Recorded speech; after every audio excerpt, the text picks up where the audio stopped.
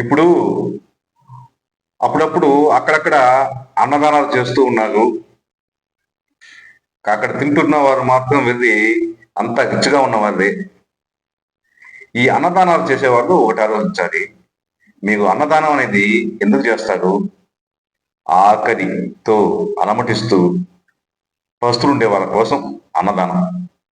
నాకు తెలిసి ఈ కాలం పస్తులుండి ఆకలితో అలమటిస్తున్న వారు ఎవరు లేరు.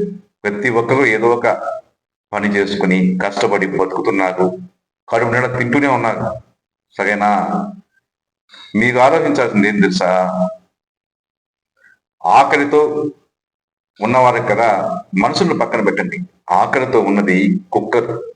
పాపం అవి 10 రోజులయిందో, 15 రోజులయిందో తెలీదు. ఎవరు అన్నం పెట్టారో, ఎవరు అన్నం పెట్టలేదో తెలీదు.